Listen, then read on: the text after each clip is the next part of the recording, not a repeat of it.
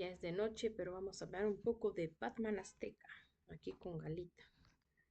La tenemos dormida y bueno, no tan dormida porque está moviendo su colita. Así que estamos por acá.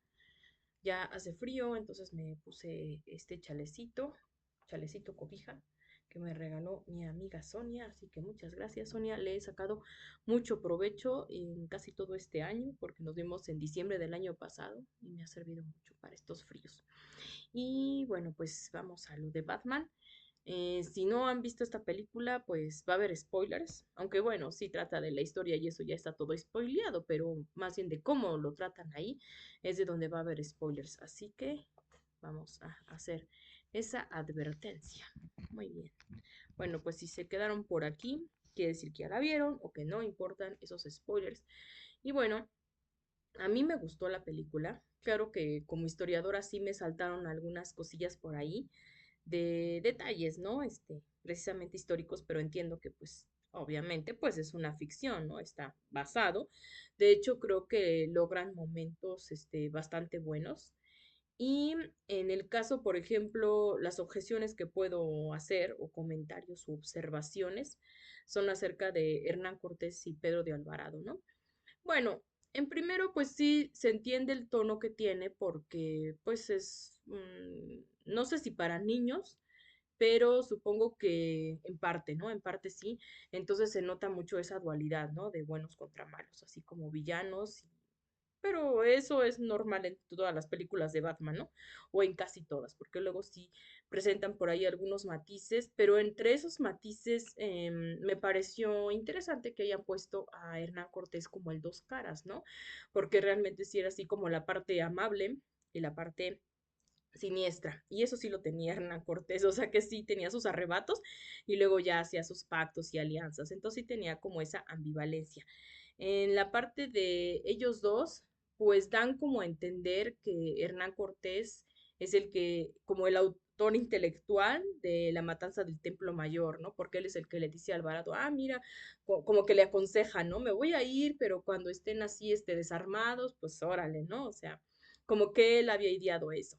Y bueno, yéndonos a los documentos, que hay pocos, ¿verdad? Hay pocos de esa época y de, pues, de esa parte de la historia, pero parece ser, o sea, todo indica que más bien, pues, fue Pedro de Alvarado el que se mandó solito, ¿verdad? Como que, pues, sí, Cortés se había ido y a Pedro de Alvarado se le ocurrió hacer eso. Entonces, incluso cuando llega Cortés, pues, así como que le dice, ya la regaste, ¿no? Porque, pues, él tenía este sistema como de alianzas todavía y de estar ahí como de disque huésped de Moctezuma, aunque él había prácticamente ya tenía secuestrado a Moctezuma, pero a partir de ahí, de esa matanza del Templo Mayor, pues les empieza a ir muy mal. Ya ven que quitan ahí pues el tianguis, les quitan alimentos, y es cuando entonces ya deciden ellos salir en la llamada Noche Triste, porque dicen, bueno, pues ya si nos quedamos aquí, nos puede ir muy mal, ¿no? Se los dice un astrólogo, sí, un astrólogo, no un astrónomo, un astrólogo, que bueno, en ese entonces eran lo mismo, porque la astrología iba muy unida con la astronomía, pero que se pone a ver los astros y dice, creo que va a ser la última oportunidad para poder salir, y bueno, por eso se hace esta huida, y es lo que ellos después van a llamar la noche triste, ¿no? Y que ahí también, pues lo representan, ¿no? Eso ya no se los vaya a spoilear, véanlo porque creo que está bastante bien logrado esa parte, pero sí quería comentar, ¿no? O sea, por muy malo que pongan allá a Cortés, pues creo que ahí como que le echaron pecadillos de más, ¿no? Creo que no era, espérame, Galita, no era en ese caso el autor intelectual de, pues, de la matanza del Templo Mayor. O quién sabe, ¿no? Bueno, ahí lo interpretaron así de esa manera, pero que yo sepa, pues había sido Pedro de Alvarado en ese caso, ¿no? Y pues sí, a los dos los ponen como malos, ¿no? Creo que sí fueron bastante gandallas ambos, pero bueno, tenían sus momentos, creo que pues por eso es que es el dos caras, ¿no? Hernán Cortés, pero en general me gustó cómo pusieron la ciudad, es una animación bastante bien lograda, se ve muy bonita, la ciudad, los personajes.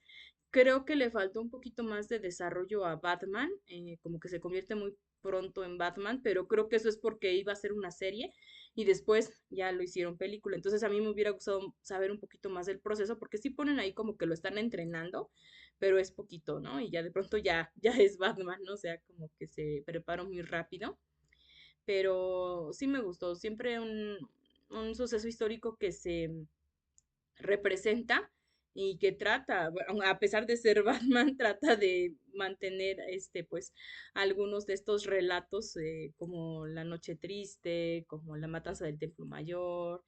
Eso me agrada y bueno, algunos dicen, no, es que está muy como del lado de los indígenas, ¿no? Y pues sí, de cierta manera, pero miren, ya tenemos ahí también el musical, ¿no? De Nacho Cano, que es la otra parte, ahí es como más hispanista. Y bueno, pues esta es otra parte, ¿no? Entonces, pues veámosla, es como parte del relato. Recuerdo que ya había hecho un comentario Gaby Mesa, que ya ven que comenta películas y esto, y ella lo dijo, ¿no? Es que también se necesita como ver, pues esta historia de este lado, ¿no? Entonces, para mí, fue bueno, conocíamos la parte de los españoles, de lo que fue la Noche Triste, de hecho, por eso se le llama la Noche Triste, ¿no? Ahora actualmente, pues sí, ya se cambió con que la Noche Victoriosa y pues en esta película podemos entender un poco por qué, pero creo que ambas partes, ambas visiones están ahí, porque también vemos ahí a Cortés llorando, ¿no? Entonces ahí están como que las dos. Y bueno, sí, obviamente se va a inclinar más en este caso, pues a las civilizaciones que estaban aquí, pero tampoco niegan, pues la parte, digamos, negativa, ¿no? O sea, los sacrificios humanos sí lo representan ahí, pero bueno, también eso hay que aclarar que no solamente eran los mexicas, era una cosmovisión compartida de varios pueblos. Y esto porque ya he visto que luego andan diciendo, alguien anda diciendo, ay, los mexicas impusieron el sacrificio humano y el canibalismo ritual. No, espérate, no impusieron eso. Esa era una cosmovisión compartida. No eran tantos, porque eso ya fue de acuerdo a los estudios arqueológicos, porque luego dan unas cifras bastante voladas. Y el descontento que había de los otros pueblos con los mexicas era por los abusos con los recolectores de los tributos. Y eso se lo comentan a Bernal Díaz del Castillo y a Cortés, entonces, que son los que relatan esto. No era tanto así como del sacrificio. Incluso cuando pues Alvarado libera a los prisioneros que iban a estar para el sacrificio y que hace la matanza del Templo Mayor, pues los que estaban para el sacrificio como que no quieren ser liberados porque para ellos eso era una especie de ritual, o sea, ya su alma se iba a ir a lo que ellos consideraban como, bueno, pues para nosotros ya cristianos sería el cielo o a lo mejor para los vikingos sería el Valhalla, era llegar así como un plano superior, pues esa era su creencia, ¿no? Por eso eran sacrificios rituales y eso también estaba en la cosmovisión, por ejemplo, de los tlaxcaltecas que se unieron a los españoles y de varios pueblos aledaños. Entonces no era solamente de los mexicas y los mexicas no solamente sacrificaban de otros pueblos, también sacrificaban mexicas. ¿Eh? A mi gatita no, porque ahorita la señalé. Gatos no creo. Bueno, sí habían como sacrificios de algunos animales, sí, también rituales. Entonces sí se han encontrado también restos de eso y les digo, tampoco era que fueran tantos. Entonces, eso por parte de la historia y lo comento porque ahorita se ha difundido mucho esta payasada, ¿no? Porque dicen ahora eso porque los quieren poner como los nuevos malos, ¿no? Porque dicen, ay, no es que antes se ponía como los malos a los españoles, pues ahora ponen a los malos así. Pero realmente es que la historia no se ve así, ¿no? Creo que no se trata de buenos y malos, se trata pues de explicar cómo fueron, ¿no?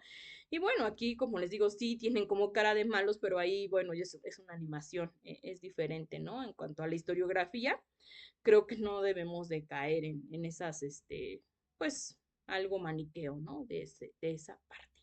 Pero sí lo recomiendo que lo vean, estuvo bastante interesante y sobre todo pues ver reflejada esa representación. Ya me voy porque Mágica quiere escapar y ya está ahí chillando porque creo que extraña a mi hermano. Entonces vamos a hablarle para que vea qué es lo que sucede. Bueno, Mágica es otra gatita que también está por aquí. Y además Galita ya está poniendo su colita encima de mi computadora y si no, pues puede arruinar el video. Sí, bueno, hasta luego.